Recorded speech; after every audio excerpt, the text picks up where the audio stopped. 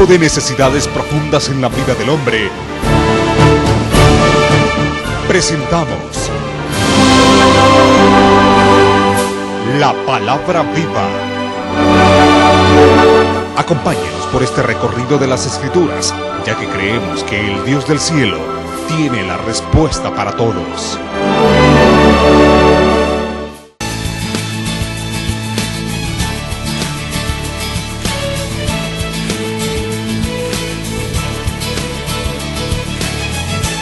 Amén, aleluya. Digno es el Señor. Aleluya. Vamos a meditar en la palabra de Dios esta mañana, puestos de pie, hermanitos. Hay una historia bastante conocida de la Biblia que vamos a meditar esta mañana brevemente. Y es el libro de Jonás. El libro de Jonás. Es muy conocida la historia del libro de Jonás.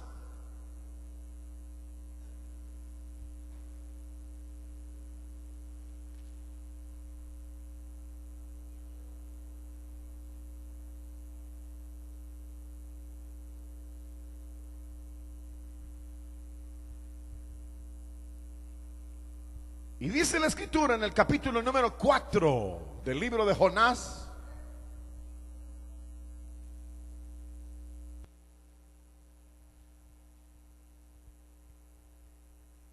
y dice, y no tendré, verso 11, el último versículo del libro de Jonás dice, y no tendré yo piedad de Nínive, aquella gran ciudad donde hay más de 120,000 personas que no saben discernir entre su mano derecha y su mano izquierda, y muchos animales. Amén.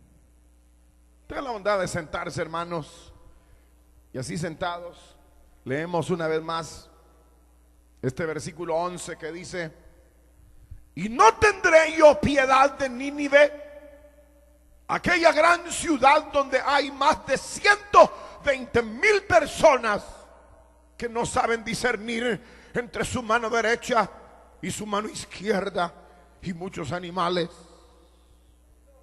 Amén.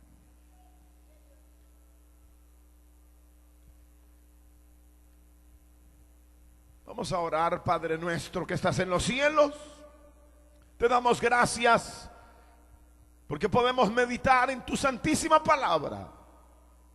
Sabemos que tu palabra es luz, tu palabra es lámpara que ilumina. Envíala, Señor, para que podamos caminar de acuerdo a tu voluntad. En el nombre precioso de Cristo Jesús, nuestro gran Salvador, por quien te damos gracias. Digan amén. Aleluya. Es probable que nosotros conozcamos esta historia del libro de Jonás. Y es una historia muy conocida, una historia fantástica. ¿Por qué es fantástica esta historia? ¿Quién recuerda? ¿Por qué es fantástica esta historia? ¿Usted recuerda? ¿No? ¿No recuerdan por qué es fantástica? Porque dice que un gran pez se tragó a un hombre. Por eso pareciera ser fantástica. Es decir, que es fuera de lo común, fuera de lo usual, que un gran pez se haya tragado a un hombre y después de 3 días vomitarlo y el hombre salir caminando del vientre del gran pez. Casi todos hemos oído de esta historia, pero es una historia que principalmente, o bueno, tiene muchas lecciones, pero en esta oportunidad me ha llamado principalmente la atención en el trabajo, en la operación que Dios hace en la vida de su pueblo, en la vida de sus siervos, para cumplir su propósito.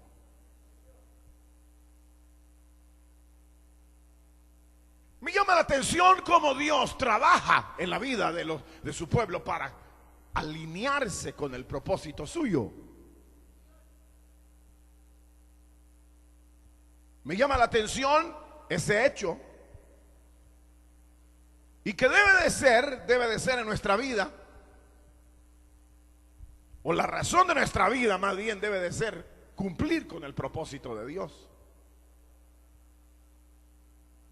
Nosotros tenemos un propósito en la vida, y es cumplir con la voluntad de Dios.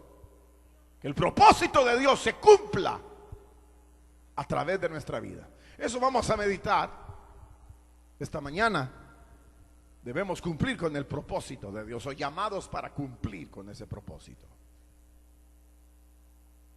Sin embargo, vamos a notar aquí, como dije también, el trabajo que Dios hace para llevarnos a ese cumplimiento. Me llama la atención el hecho del versículo 11 que leímos,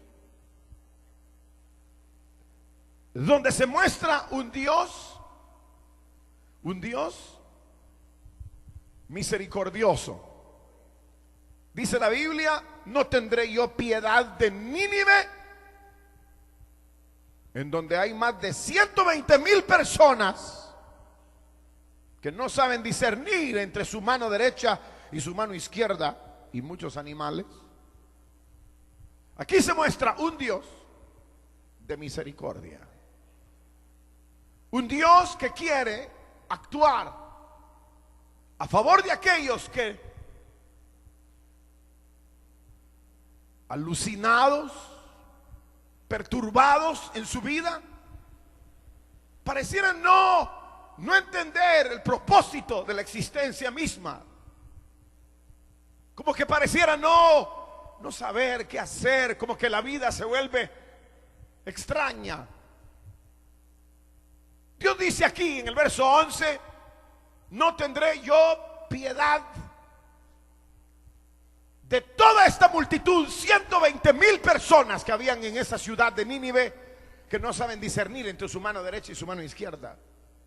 Dios asegura que es un Dios de piedad, un Dios que se compadece, un Dios de misericordia, un Dios que en realidad quiere levantar la vida de los hombres, quiere actuar en ellos.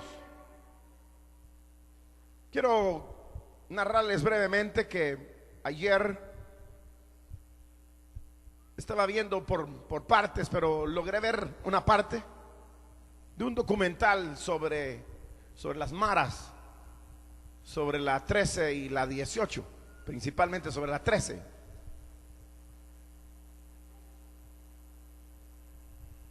Nacieron allá en Los Ángeles, en la calle 18 y en la calle 13. Y luego se vinieron para acá, y Honduras, Guatemala, Salvador y otros países en donde se ha estado, México, en donde se está dando fuertemente este fenómeno de las maras. Si quieren atribuirlo a las injusticias, al abandono de los padres, a las libertades que hay, o cualquier cosa. Pero cuando yo oía todo eso y veía que cuando empezaron aquí y siguen acá, solo en un lapso pequeño de tiempo habían matado 5,000 personas sin cabeza, les habían cortado la cabeza, cosas horrendas. Solo pensaba en Romanos, en el capítulo número 1, cuando dice: por no tener a Dios en su noticia, Dios los entregó a una mente reprobada para hacer cosas que no convienen, llenos de injusticia, maldad. Y ahí Romanos capítulo 1 describe lo que el apóstol Pablo también señala, que en los postreros tiempos habrán hombres amadores de sí mismos, rebeldes, desleales, llenos de toda iniquidad. Yo creo que todos nosotros podemos, por vivir en estos países, tener como cierta noción, cierto conocimiento de esta realidad. Sin embargo, no solamente uno puede observar esto, sino también hay detalles que uno no puede ver. Detalles que uno no puede ver en la civilización en la cual vivimos. Uno puede ver como dije, estas personas tatuadas, que hoy hacen tantas cosas, otros que no están tatuados, pero hay cosas que uno no puede ver, como por ejemplo, personas que se visten bien, pero son peores que tal vez que esos que andan tatuados. Hay cosas que uno no puede ver de mujeres que están bien arregladas y son totalmente prostitutas, corrompidas. Hay cosas que uno no puede ver porque uno no ve tatuajes, uno no ve cadenas, uno no ve revólveres, pero uno sabe que la condición del mundo pareciera estar en un momento realmente dificultoso. Nosotros tenemos, para los que no lo saben, una filial, una iglesia en Italia, en Milán. Está el pastor Vladimir allá trabajando. He tenido la oportunidad de ir allá a predicar. Y hermanos, permítanme decirles algo, que allá tal vez sí hay maras también, porque de aquí han emigrado cerca de 35,000 salvadoreños para Milán. Y han creado otra vez las maras y están en esas situaciones. Sin embargo, les voy a decir algo. Aparte de las maras, como dije, hay un montón de homosexuales afeminados. Pero increíble. Increíble. Mujeres con mujeres, hombres con hombres, caminando por esas calles de allá de Milán. Los hombres van agarrados de la mano, hombre con hombre, besándose en público. Un verdadero desastre. Las iglesias, ¿saben cómo están? Vacías. Nadie tiene interés en los valores celestiales. O tal vez algunos de ustedes han tenido inclusive la oportunidad, no solamente en Italia, sino ir a San Francisco también. En California es uno de los centros también de mayor reunión de homosexuales, una putrefacción. Luego en la frontera entre México y Estados Unidos, los más grandes carteles de droga. En Ciudad Juárez, matándose todos los días, hay muertos. 20, 30, 100, 200, increíble, matándose por la droga. En las producciones de América del Sur, de la misma droga, en los intentos de llevar la droga al norte, donde está el mercado más grande, parece que esta civilización se desintegra, mientras por otros lados siempre la maldad de los hombres no solamente que aflora en tatuajes, aflora en extorsiones, aflora en droga, aflora en homosexualismo, aflora en lesbianismo, aflora en todo eso. Pero aparte de eso, aquellos que matan, que invaden países, que por el petróleo, por el oro, por cualquier cosa, pareciéramos vivir una época de terror. No sé si ustedes ven televisión. ¿Cuántos ven televisión? Levanten la mano los que ven televisión. Mundanos.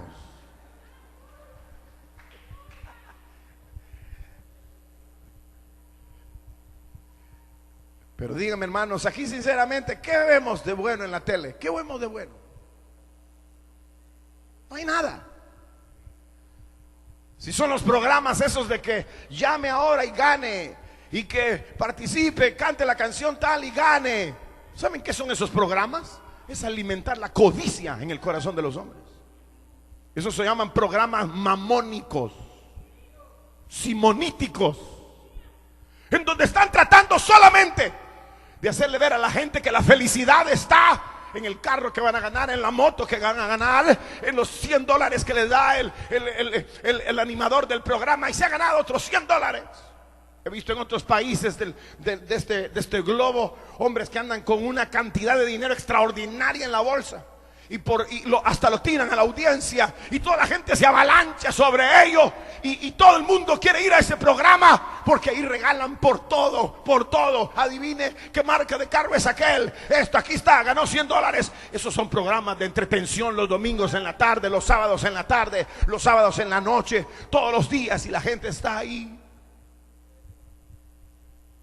No digamos la morbosidad de las telenovelas, la baja moral de todo eso, viejas noveleras que se corrompen en su mente y en su corazón. Y uno diría, no, pues no tiene nada de malo, porque yo no estoy tatuado ni uso drogas, pero está siendo contaminado en su mente, en su corazón, de la misma manera que pudiera ser contaminado un joven en su adolescencia para volverse un hermano, una persona rebelde contra todo, sin amor natural, implacables, como dice Romanos. Gente, óigame bien aquí al frente, volviéndose gente malvada y tratando por otros lados de encontrar una solución. Y pareciera que en ese mundo visible, por supuesto, se trata de meter a la cárcel, de juzgar, de hacer y de aislar a algunos hombres. En el mundo invisible de esos que están bien vestidos pero son sinvergüenzas igual que los otros, es difícil proceder para actuar y erradicar algún tipo de mal. Sin embargo, en medio de toda esta carroña, ¿saben qué es carroña? Es cuando la carne se corrompe y apesta. En medio de toda esta carroña, similar a de lo del Nínive, el Señor dice, no tendré piedad de esta ciudad, o esta gran ciudad donde hay millones de personas que no saben lo que hacen y que no saben distinguir en una cosa y otra. Dios es un Dios de misericordia. Cuando uno piensa qué podemos hacer para salir de toda esta situación, ¿qué podemos hacer para cambiar el sistema? ¿Qué podemos hacer para cambiar? Dicen que, bueno, de estas personas que están tatuadas y todo esto, hay más de 100,000.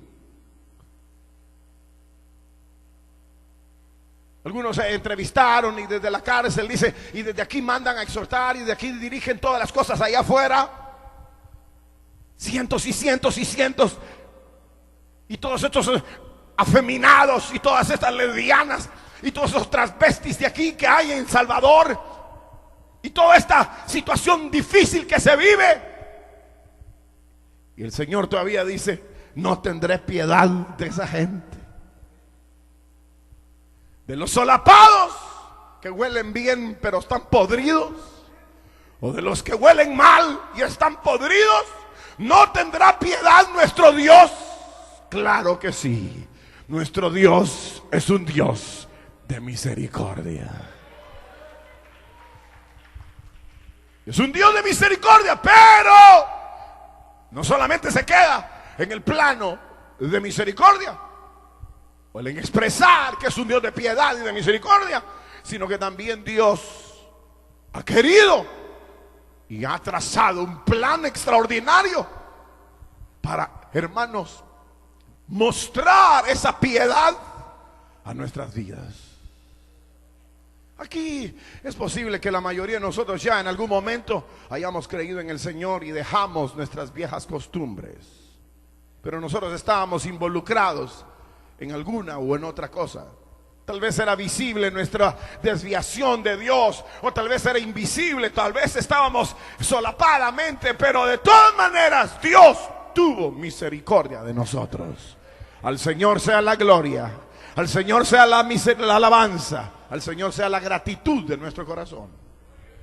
Porque no importó si nosotros hacíamos algo y luego escondíamos la mano. O como dice el proverbio, cometíamos adulterio y después nos limpiábamos la boca. No importa si éramos de los declarados sinvergüenzas o de los solapados sinvergüenzas. La verdad es que el Señor es un Dios de piedad y de misericordia. Y se lo dijo a Jonás: no tendré yo piedad de esta grande ciudad donde hay 100,000, donde hay 200,000, donde hay 500,000, donde hay 1,000,000 de hombres, de jóvenes, donde hay una perversión, donde hay idolatría, donde hay muerte, donde hay odio. No tendré yo misericordia. Dios tiene misericordia. Que fuera de nosotros si no nos hubieras alcanzado. ¿Cuántos de ustedes anduvieron en caminos incorrectos? Todos. Y el que no lo hacía público, lo hacía en secreto. Pero la gracia de Dios apareció. Porque Dios es un Dios de piedad y misericordia. El Señor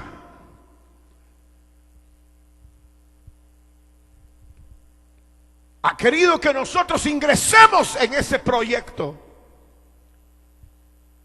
de estabilizar, de detener la corrupción, el mal.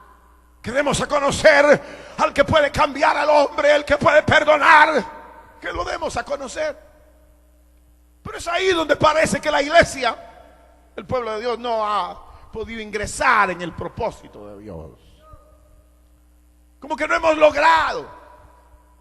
Como que nosotros nos desviamos fácilmente.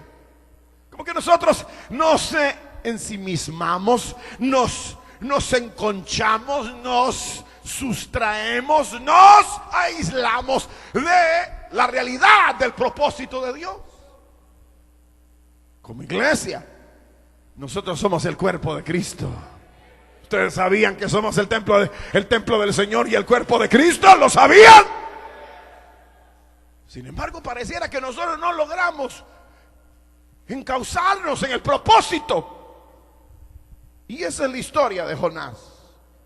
Cómo Dios hace que Jonás llegue al punto. Hagan de caso que ustedes se llaman Jonás esta mañana. Jonás es muy buenas mañanas, muy buenos días, muy buenas noches, buenas tardes. Hermano, Jonás es realmente llamarse Jonás, no sé si está bien o está mal, pero está más o menos llamarse Jonás.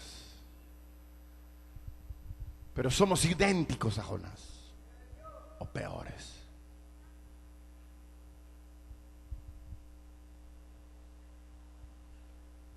El propósito de Dios es tener misericordia y piedad, porque Él es misericordia.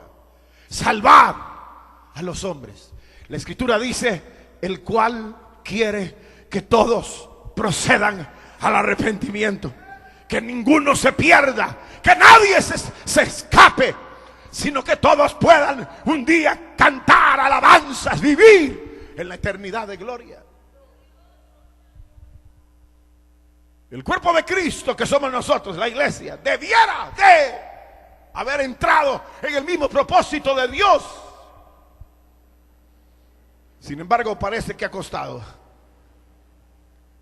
Dice la Biblia, y les narro la historia, y se van a su casa a abrir la boca y a perder toda su tarde como lo hacen todos los días. Pero tal vez alguien resucite esta mañana. Dice la Biblia que el Señor habló a Jonás diciendo: levántate, ve a Nínive y pregona contra ella y dile que yo los voy a matar. Romanos capítulo 1 verso 18 dice: porque es justo para el Señor dar ira sobre el pecado, sobre la maldad, sobre la homosexualidad, sobre el ladrón, sobre el mentiroso, sobre el fornicario, sobre el adúltero, sobre el sinvergüenza. Es justo para Dios pagar con ira.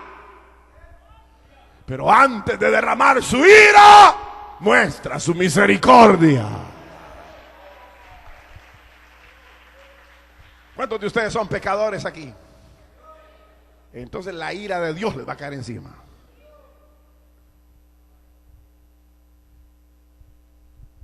Es decir, que no hay escapatoria. Dios es misericordioso, pero le dijo a Jonás: ve a Nínive y pregona contra ellos su pecado. Les doy 40 días para que se arrepientan. Y Jonás, aquí voy, y Jonás, dice la Biblia que se levantó. Oigan esto, hermanos que nunca han escuchado esta historia, o los que ya la conocen, reflexionemos sobre ella. Dice que Jonás se levantó y en lugar de irse a Nínive, se levantó para huir de la presencia de Jehová. ¿Por qué? Porque Jonás todavía no estaba identificado con el propósito de Dios. Jonás no tenía un corazón misericordioso, piadoso como el de Dios. El corazón de Jonás era un corazón que, hermanos, no era como el corazón de Dios. Y parece, oiga, me viene aquí al frente, parece que ese es el problema de la iglesia. La iglesia no tiene un corazón como el corazón de Dios.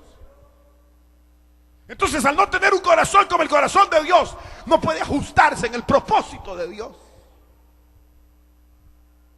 Él es un Dios de misericordia, de piedad. Pero pareciera que la iglesia no tiene ese corazón piadoso, misericordioso. ¿Cuántos sabían que aquí hay alrededor de 100,000 maderos? ¿Y cuántos en las noches claman por ellos y piden misericordia? ¿O ya se han armado de valor para ir a predicarles? Nadie más. ¿Cuántos sabían que aquí hay, hermanos, cientos de maricones, de lesbianas, de homosexuales? ¿Y cuántos se han levantado para ir en las noches a predicarles? ¿Cuántos saben que aquí hay ladrones, que aquí hay, hermanos, personas bien vestidas, pero que son sinvergüenzas? ¿Y cuántos de nosotros hemos buscado la oportunidad para llevarles la vida de Dios?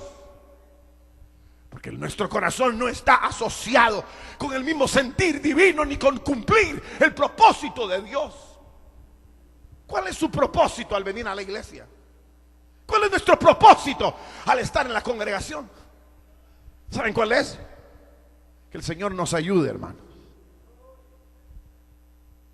Que el Señor me ayude a mí y que a los demás se los lleve el diablo. Esa es la realidad de nuestro cristianismo. Egoístas.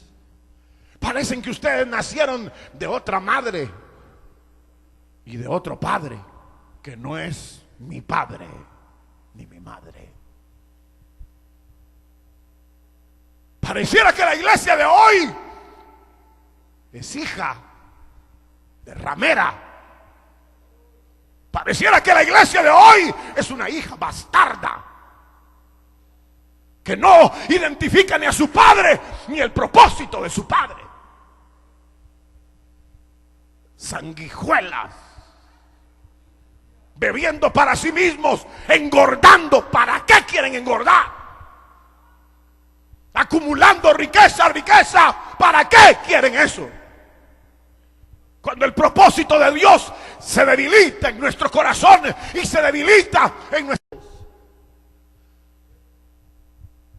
Jonás, en lugar de ir hacia Nínive y pregonar que Nínive debía de arrepentirse y sentir el dolor de 120,000 que no sabían distinguir entre su mano derecha y su mano izquierda, y que había multitud de animales y que era una catástrofe el que Dios matara a toda aquella gente, Jonás decidió seguir su ruta sin involucrarse en las verdades de Dios, ni en el poder de Dios, ni en el privilegio de Dios, ni en el servicio de Dios. ¿Por qué Jonás huyó? ¿Quién quiere saber por qué Jonás huyó? ¿Quién se imagina por qué huyó Jonás? ¿Por qué? Correcto, no estaba identificado con el sentir de Dios, ni el propósito de Dios. Dios tenía piedad de Nínive, y a Jonás no le importaba ni siquiera su vecino, ni tampoco su familia.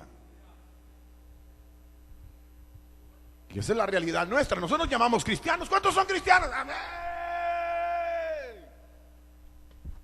Váyanse al diablo, mano. Ser cristiano no significa una simple confesión de dientes al labio. Ser cristiano significa identificarse en el propósito de Dios, para que Dios tenga misericordia de los desgraciados, de los ladrones, de las prostitutas, de los homosexuales, de los violentos, de los perricidas, matricidas, de lo que sea, y de todo aquello que se opone a la sana doctrina del Señor. Pero nosotros estamos muy bien, gracias. Y el Señor se reveló en nuestra vida, y pareciera que nosotros ahora tomamos decisiones sobre lo que queremos y sobre lo que no queremos. Aquí no hay decisión libre. Aquí se sirve a Dios o no se es cristiano. Aquí se debe entregar el corazón al Señor, al servicio y a la liberación de las almas, o no somos cristianos. Porque usted no puede tener otro espíritu que no sea el espíritu de Dios. Y Jonás agarró para otro lado. Y dice la Biblia que se fue en un barco. Se fue en un barco, huyendo de Dios y huyendo de su responsabilidad y de su trabajo. Entonces Dios, como es misericordioso, trajo una gran tempestad sobre aquel barco, porque el Señor quería que Jonás reaccionara, que Jonás entendiera cuál es el propósito, el espíritu que lo había salvado a él y lo había levantado. Que entendiera que mientras Jonás huía, 120,000 almas que no sabían a dónde ir perecerían porque no se les amonestó a tiempo. Les hago una pregunta, hermanos. Antes de seguir con Jonás, les hago una pregunta. ¿Cómo está su evangelización, hermanitos? ¿Cómo está? ¿A cuántos se evangelizaron anoche? ¿A cuántas reuniones familiares fue ayer? ¿O en qué invirtió su tarde, su noche, su mañana? ¿A cuántas personas ha evangelizado esta semana? ¿A cuántos ha alertado que se van a condenar por sus pecados? ¿A cuántos? ¿Saben por qué no lo hacemos? Ya saben por qué no lo hacemos. ¿Por qué no lo hacemos? Porque no estamos identificados con el mismo corazón de Dios y el mismo propósito de Dios.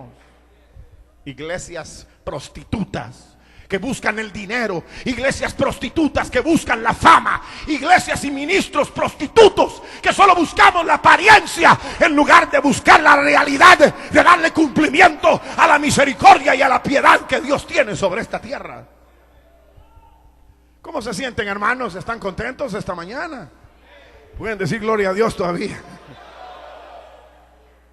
De verdad que el Señor nos ama, hermanos. Voy a finalizar ahora. El Señor envió la tormenta, la tempestad. ¿Para qué envió la tormenta? El Señor, vamos a ver estas hermanas que han estado atentas, ustedes 4 que están ahí. ¿Para qué envió Dios la tormenta? Conteste alguna de ustedes, pues, ¿para qué? Vamos a ver usted, hermanita, ¿por qué? ¿Por qué Dios envió la tormenta?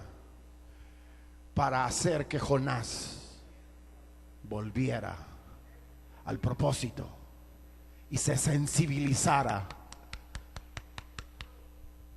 al dolor de los demás. Si nosotros los cristianos hoy somos una lindura, pero una lindura, nosotros estamos en una burbuja que el día que nos tocan, ay, no, ya no sigo, ay, yo voy a la iglesia, pero que todos me amen, me atiendan, me cuiden, me guarden. No, hombre, si aquí no estamos para eso. Aquí es un cuartel en donde nos preparamos para llevar la vida de Dios a las naciones, en donde estamos luchando por ganar cada vida que no conoce entre su mano derecha y su mano izquierda.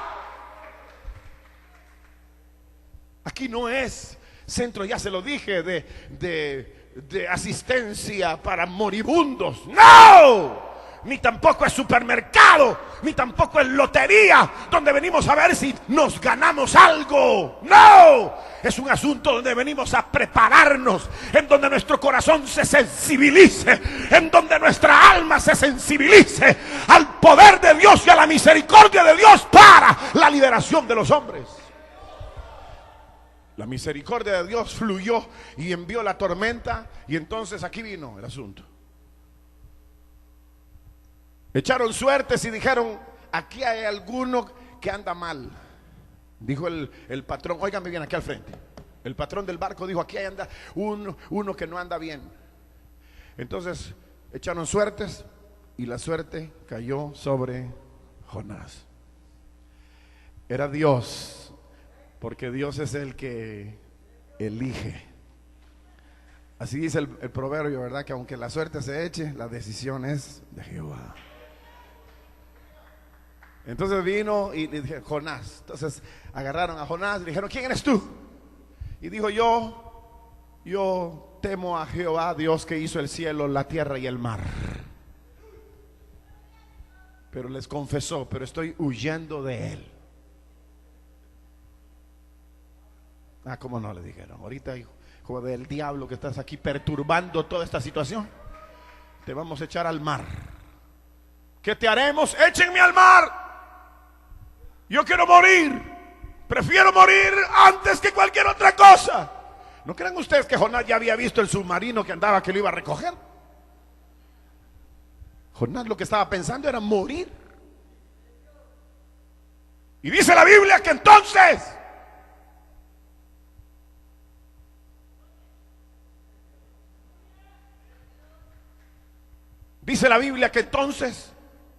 lo echaron al mar a Jonás.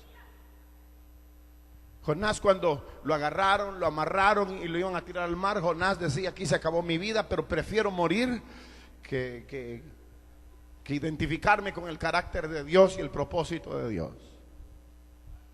Es decir, que nosotros los hermanos somos duros. Nosotros somos duros. Hemos recibido misericordia para nosotros, pero no queremos que los demás reciban misericordia. Hemos recibido los favores y misericordias de Dios, pero no somos quienes nos identificamos con el carácter del Señor para llevar esa misma misericordia a los que lo necesitan. Y dijo Jonás: mejor me muero ya. Lo agarraron, lo tiraron, y Jonás iba ya, boom, bajando, todo se acabó. No sé si vio al animal cuando venía. Yo no sé si Jonás vio al animal cuando se lo iba a hartar. Yo no sé. Pero lo que sé es que cuando él sintió, no estaba muerto, estaba en una burbuja de aire dentro del pez gigante que se lo había tragado. Es decir, que Dios iba a seguir tratando con él. Dios iba a seguir tratando con él hasta que entendiera el propósito y se identificara con el sentir misericordioso del Señor.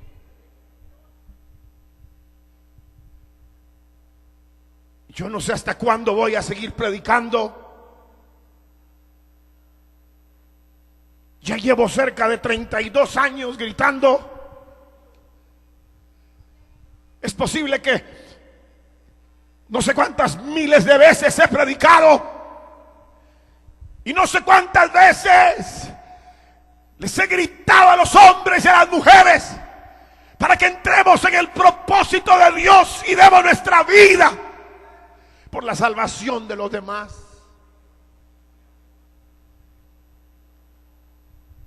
Iglesias acomodadas, mundanas, ensimismadas, pensando en sí mismas. mujeres haraganas, hombres haraganes, que no sudan la camisola por la salvación de los demás, que no meten las manos en el fuego para arrebatar a los que están siendo quemados, que no meten sus manos, no van a una cárcel, no van a un hospital, no van a una calle para salvar a alguien. ¿Qué clase de cristiano es usted? Alguien que no ama a su prójimo, alguien que no siente el dolor de los desgraciados. Nosotros tenemos que entrar en el propósito de Dios, porque si no, ¿saben qué va a pasar? Se van a seguir hundiendo cada vez más. Siendo cristianos, si usted ya es cristiano, se va a ir hundiendo y hundiendo y hundiendo y hundiendo más, hasta que entienda. Jonás se halló dentro del gran pez y dice la Biblia que sentía que se moría allá adentro. Dice que sentía como que no podía respirar porque algas se le habían enrollado en su cuello y sentía que la muerte había llegado. Sentía que ya estaba en el final de su carrera. Pero Dios todavía no había terminado con él, hasta que fuera la clase de hombre que se identificara con Dios y entrar en las labores de Dios. Hermanos, esta vida no vale nada. Esta vida no vale nada. Esta vida no vale nada. Para nosotros los hijos de Dios no vale nada. Lo único que vale es identificarnos con el propósito divino, ganar las almas para Cristo, tener misericordia de miles, millones de almas que perecen. Porque si no tenemos ese sentir, nosotros todavía no somos del mismo espíritu de Dios. ¿Qué pasan haciendo ustedes, mujeres que no trabajan? ¿Y qué pasan haciendo ustedes, mujeres que trabajan? ¿Qué pasan haciendo ustedes, hombres y jóvenes que no trabajan? ¿Y qué pasan haciendo ustedes, hombres que trabajan?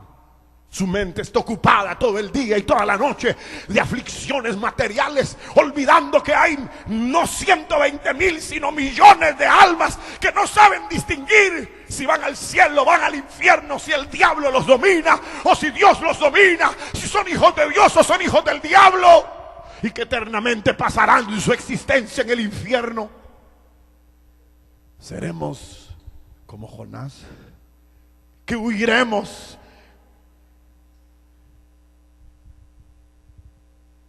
Hay gente que sencillamente no va a ninguna reunión familiar. Dice, ¿qué voy a ir? Tiene que ir a ganar almas, a sus vecinos, a los amigos. Hay gente que no, el domingo dice, ay, por fin hoy voy a descansar. Se ha descansado toda la vida, nunca ha entrado en las labores de Dios, nunca ha ganado un alma. ¿Cuántos de ustedes han ganado un alma? Que le hayan hablado y hablado y hablado, y de repente el Espíritu toca esas vidas y empiezan a llorar y dicen, yo quiero el Cristo que usted me predica. No hay premio ni satisfacción más grande para un humano que ver que otro está entregando su corazón a Cristo para ser libre. Jonás se sentía morir y de pronto el gran pez recibió una orden: vomítalo en la costa. Y cuando ya moría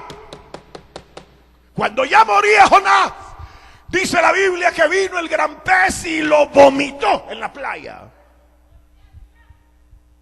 Y entonces vino palabra de Jehová por segunda vez y le dijo a Jonás, levántate y ve a Nínive y pregona contra ella, porque yo tengo piedad y misericordia de ellos. No crean que Jonás ya ahí se compuso. ¿Cómo pensar que ustedes al terminar el culto ya se van a ir a evangelizar a todo el mundo? ¿Qué? Si nosotros oímos 1000 mensajes y nos entra por un lado, ni nos entra, más bien ni nos entra, nos rebota. Ya nosotros estamos acostumbrados a que nos rebote la verdad de Dios. Estamos acostumbrados a vivir nuestro propio cristianismo. Ya les dije, váyanse al diablo, porque no hay un propio cristianismo. El rey Acaz, en la historia del libro de los reyes, dice que ¿saben qué hizo este sinvergüenza? Sinvergüenza, rey sinvergüenza. ¿Saben qué hizo? Hizo un altar para él, para adorar él. ¿Y de dónde tenía orden? ¿De dónde tenía orden de hacer un altar solo para el rey? ¿Qué? Nosotros tenemos nuestro propio cristianismo que da miedo. Cristianismo, hermano, incompetente, cristianismo flojo, cristianismo mentiroso, cristianismo lleno de odio, cristianismo lleno de envidia, lleno de rencor. Ese no es cristianismo. Cristianismo es cuando se identifica con el amor de Dios y va en busca del que padece, del que sufre, del que necesita, de la familia que está agonizando y que no sabe distinguir entre su mano derecha y su mano izquierda. Ahí no se compuso Jonás, lo vomitó el gran pez y no se compuso. Recibió otra vez la voz de Dios y no se compuso. Y fue a predicar y empezó a caminar 3 días caminando. Arrepiéntanse sinvergüenzas que se lo va a llevar el diablo entre 40 días. ¿Y saben qué pasó? Hasta el rey se convirtió. Se humilló el rey, oyó el rey y proclamó como una orden oficial que todos entraran en ayuno, en silicio, en oración y que se arrepintieran de sus pecados. Dios perdonó a Nínive. Digan gloria a Dios, pues, hombre. ¿Se dan cuenta? Les estoy diciendo que el Señor perdonó a Nínive, que era una partida de igual que los de Italia, igual que los del mundo entero, San Francisco, aquí, allá. Y ustedes no se alegran. Les tengo que decir, digan gloria a Dios, pues, que Dios los perdonó. Porque nuestra identidad es tan pobre con las verdades del Señor, que a nosotros casi que no nos importa si hay una restauración de los hombres y hay una liberación de este mundo. Voy a terminar ahora para que se vayan. Pero dice la Biblia que después de que se convirtieron todos y hubo aquella tremenda victoria, Jonás sale de su compromiso. ¿Y saben cómo iba Jonás? Enojado. Y le dijo el Señor: Jonás, ¿y por qué estás enojado? Porque yo ya sabía que tú los ibas a perdonar a todos. Es decir, que Jonás se guía en otra clase de espíritu, de no ser misericordioso, de no ser piadoso.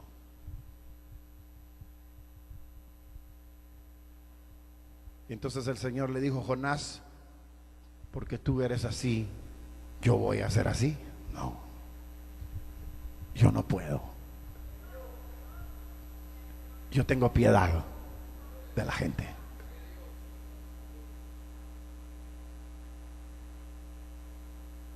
Tú debes tener piedad de la gente. Nosotros debemos sentir compasión por la gente. Y si no pueden hablar, bueno, no creo que aquí haya algún mudo. Y si hay algún mudo, venga que lo voy a sanar ahorita mismo.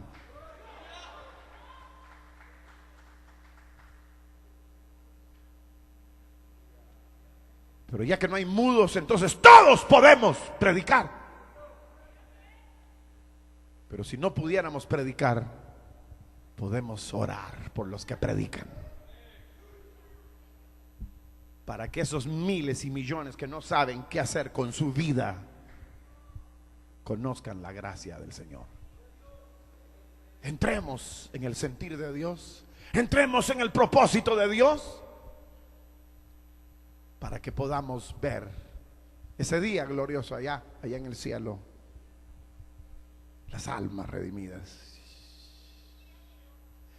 Qué lindo. No sé si alguna vez han leído el libro de Apocalipsis, pero dice: vi las almas de los redimidos, y eran millones, y eran miles y miles. Qué día glorioso aquel. Vamos, hermanos, entremos a trabajar en la obra del Señor. Vamos a orar al Señor. Pongámonos de pie.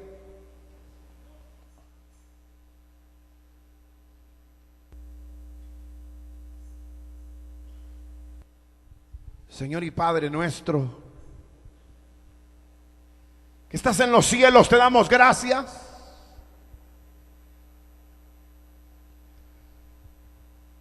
Porque tú eres un Dios de misericordia, de piedad. Y hoy, Señor, gracias porque nos llamas para, identificados con tu corazón, cumplir con este mismo propósito tuyo. Aquí está nuestra vida. Aquí está nuestro corazón, Señor.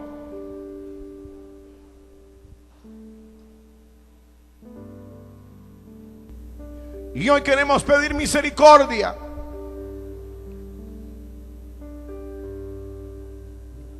por nuestras familias que no te conocen, por nuestros vecinos, por los compañeros de trabajo, amigos que no te conocen. Señor,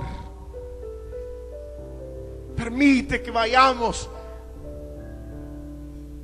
a hacer tu obra. Pon en nosotros el mismo sentir que hubo en Cristo, que hubo en los hombres del pasado, como el apóstol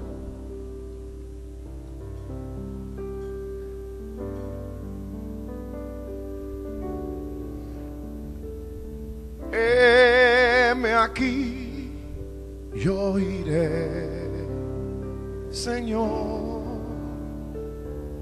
heme aquí, yo iré, Señor, envíame a mí, que dispuesto estoy, llevaré tu gloria a las naciones. Vamos, levante su mano y dígale: heme aquí, yo iré, Señor, heme aquí, yo iré, Señor, envíame a mí, que dispuesto estoy, llevaré tu gloria a las naciones. Aleluya. Vamos a ver, hermanas, con sus ojos cerrados, digámosle al Señor, solo las mujeres: heme aquí, heme aquí, heme aquí.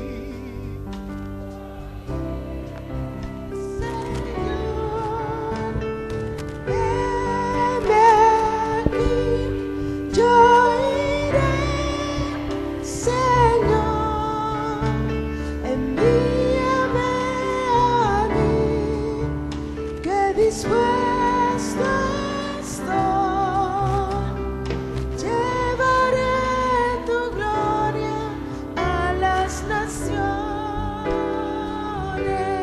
Vamos ahora los hombres: heme aquí, yo iré, Señor, heme aquí, yo iré, Señor, envíame a mí, que dispuesto estoy, llevaré tu gloria a las naciones. aleluya, gloria a Jesús. Esta mañana quisiéramos finalizar. Solamente si hubiese alguna persona que su vida no se la ha entregado al Señor Jesucristo, y quisiera dársela esta mañana o reconciliarse con él que ha andado lejos, Dios lo ama. El Señor lo ama. Él es más misericordioso que nosotros, más piadoso que nosotros, y Él lo ha traído a usted porque lo ama. Y no importa en lo que esté, en que ande, el Señor lo ama. ¿Habrá alguien que quiera entregarle su corazón a Jesús? ¿Que quiera entregarle su vida al Señor? Ahí donde está, levante su mano. Si quiere reconciliarse o quiere, que siente que el Señor le llama por primera vez, o que se quiere reconciliar. ¿Habrá alguien? Si todos son cristianos, qué bueno. Ahora el Señor entonces lo llama para servirle. Tengan la bondad de sentarse, hermanitos. Vamos a finalizar.